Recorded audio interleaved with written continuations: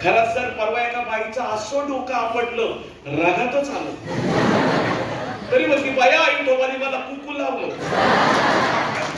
आणि या बडव्यांना मित्रांनो हायकोर्टाने बंदी केली, कायद्याने बंदी केली. आणि कायदा कोणी केला?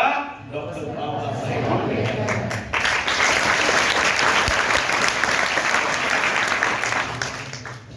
त्या आसाराम बापूंना तुरुंगात टाकलं. म्हणलं मी एवढी सेवा करतोय, मला तुरुंगात टाकलं, मला न्यायालयात काढा. ते न्यायालय तुझी सेवा करतो त्याच्यावर नाही चालत, आंबेडकरांनी लिहिलेल्या राज्यघटनेवर चालतं. कसं वाटतं? बरं वाटतं नाही? ब म्हणजे बडव्यांचा. त्यामुळे कोणालाही दक्षिणा देऊ नका, दक्षिणा देऊ नये, हीच माझी सार्वजनिक सत्य धर्माची चळवळ होती. आणि आपणच आपली लग्न लावावी म्हणून 19 फेब्रुवारी 1869 ला मी सार्वजनिक सत्य धर्माची स्थापना केली. आणि डुमरे पाटलाच्या 2 मराठा समाजाच्या मुलींचं लग्न मी लावलं. आणि रानडेंनी माझ्यावर केस केली. हे न्यायमूर्ती रानडे आमचे मित्र, ते म्हणाले तुम्ही ब्राह्मणाला न घेता सत्यशोधक पद्धतीनं लग्न लावलं. त्यावेळेसच्या कोर्टानं डुमरे पाटलांना 4 आणे म्हणजे 8 आणे दंड केला. हे मला सहन झालं नाही. मी हायकोर्टात गेलो. सर मी माझी सगळी इस्टेट विकली, जानाईचा मळा विकला, मोठमोठे माझे छापखाने होते, छापखाने इन द सेन्स मूर्त्या घडवण्याचे कारखाने होते, ते मी विकले. हायकोर्टात गेलो, म्हटलं आमच्या पोरीचं लग्न आहे, आम्ही लावू. न्यायमूर्ती रानडे म्हटले तुम्ही ब्राह्मणाची दक्षिणा बुडवलेली आहे, तुम्हाला दंड, 4 आणे दंड. मी हायकोर्टात गेलो, प्रतिवाद्यांनी प्रश्न केला, सर तुमची दाढी कोण करतं? म्हटलं आमची दाढी आम्हीच करतो. मग जर तुम्हाला तुमची दाढी करण्याचा अधिकार आहे तर आम्हाला आमची लग्न लावण्याचा अधिकार का नसावा?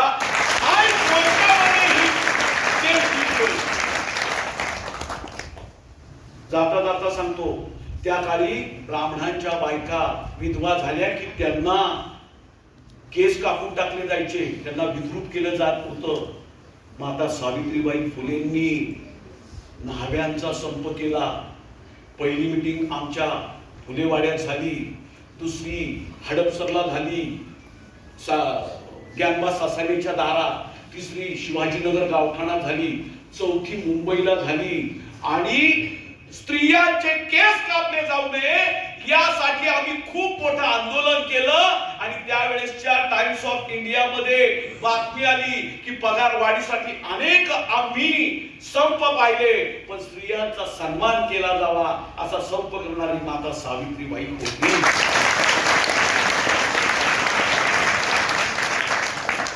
काय करायचं? बरं वाटतं. ब म्हणजे बडव्यांचा.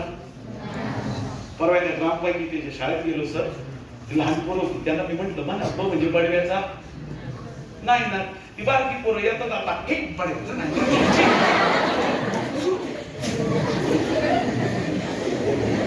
डॉक्टर ते मुख्याध्यापक माझ्याकडे आला, म्हणला तात्या आहे कसा शिकवता मुलांना? म्हणजे काय झालं? म्हणलं पोरं खिडकीत पण राहतात.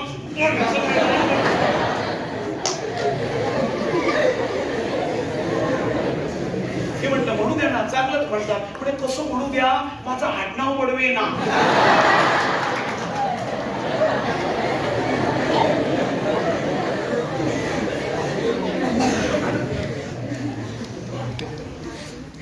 मित्रांनो, या संविधानाने तुम्हाला एक चांगला अधिकार दिला आहे. कारण मनुस्मृतीमध्ये आहे ब्राह्मणांची आडनावं कोणती आहेत, मराठ्यांची आडनावं कोणती असावी, कुणब्यांची आडनावं कोणती असावी, शूद्रांची आडनावं कोणती असावी असं मनुस्मृती केलंय. दांड्या, धोंड्या, मांड्या, वाघमारे, उकिरडे, गाढवे, डुकरे, कोल्हे, मनुस्मृतीने तुम्हाला अधिकार दिलाय. तुम्ही चांगली राष्ट्रपुरुषांची नावं घ्या. फक्त ₹1 फी, ऑनलाईन अर्ज आहे. तुम्हाला जर का तुमचं आडनाव आवडत नसेल तर आडनाव तुम्ही बदला आणि नवीन येणाऱ्या पिढीला भारतमय करा. इतकं साधं गणित आहे.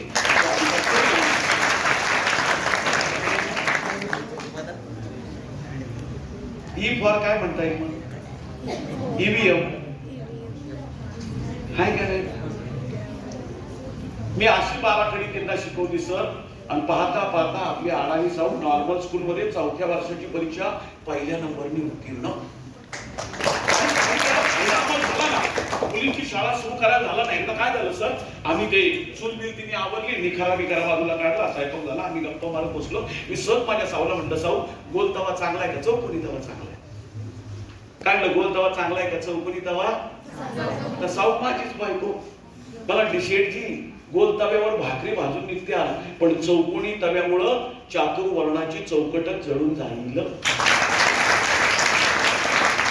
म्हणजे धर्म बुडाला असं म्हणणाऱ्या धर्म मार्तंडांना मी पोरींची शाळा सुरू केली अजिबात आवडलं नाही. आणि मग मी जाहीर आवाहन केलं. मी म्हटलं, आता तरी मागे येऊ नका, धिक्कारून टाका ती मनस्मृती. विद्या शिकताच पावेल ते सुख, घ्यावा माझा लेख.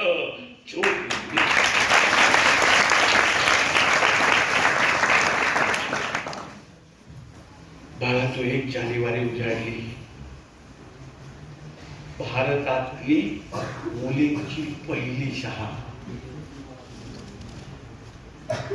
भल्या पहाट साऊ उठली, आवराआवर केली, स्वयंपाक पाणी केला. तिच्या मनात एकच ध्यास, आज मी आया बायांना शिकवणार. आदल्या दिवशी बाळांनो तिनं हट्टानं मला नवं कोरं लुगडं मागितलं, पाटी मागितली, पुस्तकं मागितली. मला म्हणली, शेठजी शाळेचा पहिला दिवस, मला नवं लुगडं पाहिजे, नवं पुस्तक पाहिजे. आणि असं तिने ते लुगडं चापून चुपून नेसलं. सूर्य वर आला, साऊ दादाच्या पाया पडली, माझ्या पाया पडली, आणि भारतातली पहिली स्त्री शिक्षिका या पुण्यातून आया बायांना शिकवायला बाहेर पडली.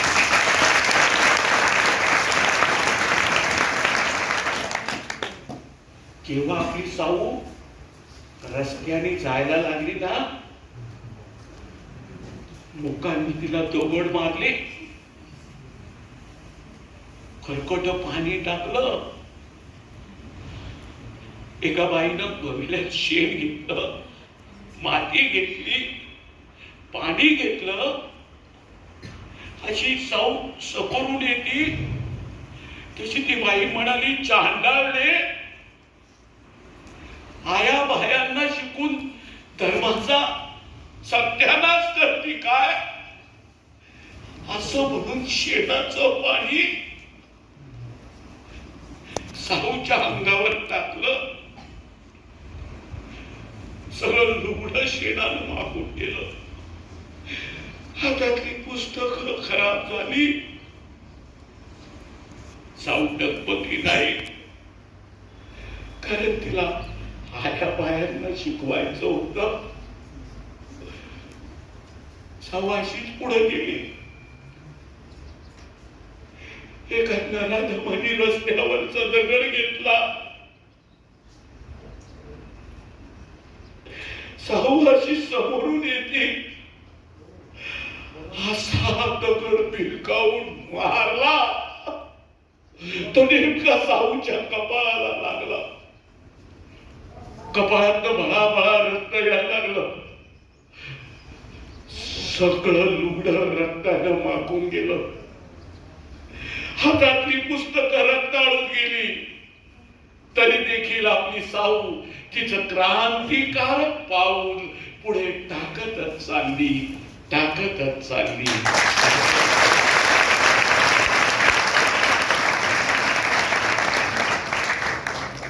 नव्या युगाच्या समाज परिवर्तनाचं ध्येय कुलाची बाळगणारी साऊ डगमगली नाही. म्हटली, मारा, तुम्हाला काय दगडधोंडे मारायचे ते मारा, पण मी आया बायांना शिकवणार म्हणजे शिकवणार. बाळांनो, आजही ती दगड पुण्याच्या गल्ली बोळात पडलेली आहे.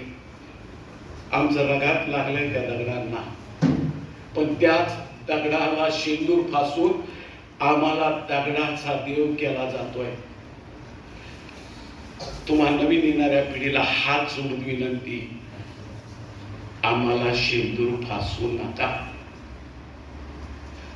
आमच्या जयंत्या साजऱ्या करताना दारू पिऊन आचकट विचकट गाण्यांवर नाचत आमची प्रेम यात्रा काढू नका. आमची जयंती साजरी करायची असेल तर भुकेल्याला अन्न द्या, ज्याला कापडं नाही त्याला कापडं द्या, ज्याला निवारा नाही त्याला निवारा द्या. खोटं बोलू नका, चोरी करू नका, व्यभिचार करू नका, सत्याच्या मार्गाने जा. जातीभेद करू नका, कोणालाही ऊच नीच म्हणू नका, कर्मकांडात अडकू नका, सगळ्यांशी मंगल मैत्री करा. जन्माला आलेला माणूस मरणारच आहे. अमरत्व घेऊन कोणीही आलेला नाही. सोबत तुम्हाला काहीही न्यायचं नाही, सगळं इथे सोडून जायचंय. त्यामुळे छान मैत्री करा, जातीभेद पाळू नका, कोणाच्या देवाला नावं ठेवू नका. चिकित्सक बुद्धीनं त्या प्रश्नाकडे पहा, सत्याच्या मार्गाने जा, कारण सत्याचा विजय होतो. सत्यमेव जयते.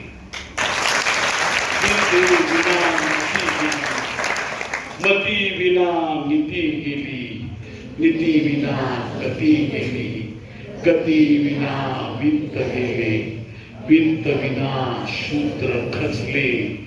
इतके अनर्थ एका विद्येला केले.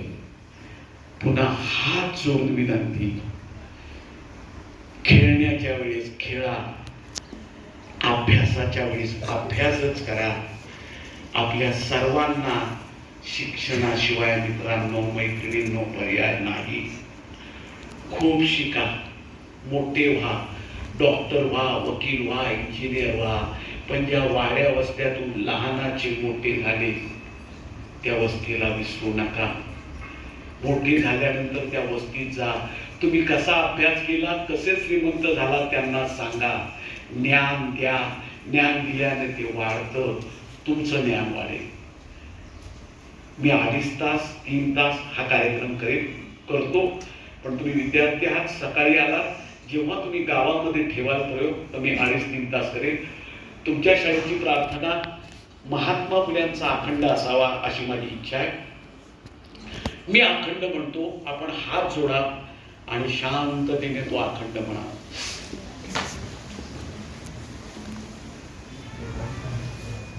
सत्य सर्वांचे आदी खरं, सत्य सर्वांचे आदी खरं, सर्व धर्मांचे माहेर, सत्य सर्वांचे माहेर, जगा माझी सुख सारी, खास सत्याची बापोरे, सत्य सर्वांचे आदी खरं, सर्व धर्मांचे माहेर, सत्य सुखाला आधार, बाकी सर्व अंधकार, आहे सत्याचा बाजोर, गाडी भंडाचा तो नीर, बळ सत्याचे पाहुणी, बहुरूपी जळमणी, खरे सुख नटानो हे, खरे सुख नटानो हे, ईशावर चुपाही, ज्योती प्रार्थी सर्व लोका, व्यर्थदम्बापे पुनगा व्यर्थदम्बापे पुनगा सत्य सर्वांचे आदिघर सर्व धर्मांचे माहेर सत्य सर्वांचे आदिघर सर्व धर्मांचे माहेर सर्व धर्मांचे माहेर सर्व धर्मांचे माहेर जय ज्योती जय क्रांती म्युझिक लावतो हा आवडला कार्यक्रम एक जोरात टाळ्या वाजव त्याच म्युझिक